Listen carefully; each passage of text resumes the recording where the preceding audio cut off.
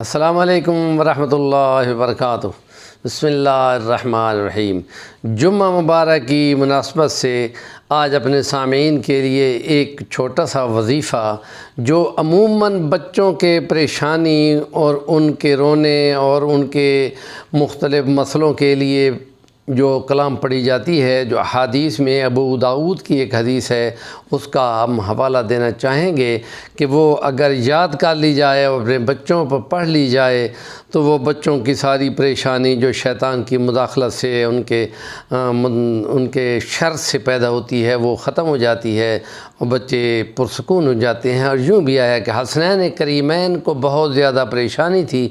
اور وہ کچھ ایسے رو رہے تھے، نبی پاک صلی اللہ علیہ وسلم کو معلوم کرایا گیا تو آپ صلی اللہ علیہ وسلم نے یہی جو حدیث ہے وہ پڑھی تھی، تو پھر ایسے ہی وہ پرسکون ہو گئے کہ جیسے اس سے پہلے ان کو کوئی مسئلہ ہی نہیں تھا۔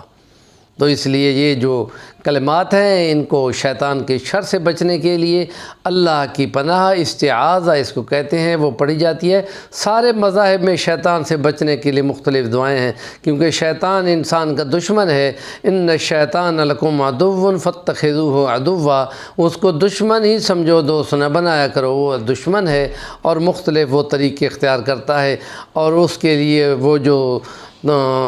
تعوذ پڑھا جاتا ہے وہ اس کے کلمات اب میں پڑھنے لگا ہوں، وہ ہم میں سے تمام دوست جتنے ہیں ان کو یاد کرنا چاہیے۔ اعوذ بکلمات اللہ التامہ من شر غضبہ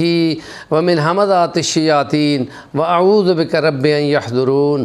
اور اس کے ساتھ اگر ایک اور ملتی جلتی ایک عبارت ہے وہ بھی پڑھ لی جائے تو پھر وہ سونے پہ سہاگا ہو جائے گی، وہ ہے بسم اللہ الذی لا یضر مع اسمہ شیء فی الارض ولا فی السماء وهو السمیع العلیم۔ زمین و آسمان کے اندر سے کسی بھی چیز سے کوئی ضرر و نقصان نہیں پہنچ سکتا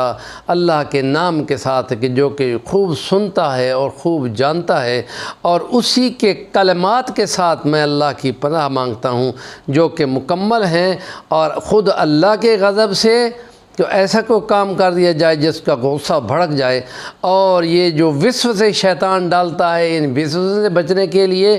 اور پھر میں یہ پناہ مانگتا ہوں کہ وہ شیطان خود حاضر ہو کھڑے اور وہ پھر مداخلت کریں اور وہ شرارت کریں اور وسوسے ڈالیں اور جو طریقے بھی ہوں۔ اور اس کے ساتھ ہی ملتا ہوا ایک کلمہ اور بھی معلوم ہے، وہ ہے من حمزہ ہی، اس کے وسوسے سے، ومن نفخہ ہی، اور اس کے پھونکے مارنے سے، ومن نفس ہی، اور اس کے آگ لگا دینے سے۔ یہ تمام طریقے اس کے موقع کے مناسبت سے ہوتے ہیں، اسی لیے کہا جاتا ہے کہ یوں ہی کوئی کام کرنے لگو اس سے پہلے بسم اللہ پڑھ لی جائے تو اس کی ساری دسترس جو وسوسے ڈالنے کی ہے اور آخر پہ آگ لگانے کی وہ ساری ختم ہو جاتی ہے۔ ہمارے چینل کا نام ہے صفی الرحمن الوانی، ضرور سبسکرائب کریں اور کام کی بات کا کومنٹ بھی کیا کریں، اس سے انشاءاللہ آپ کو ضرور فائدہ ہوگا۔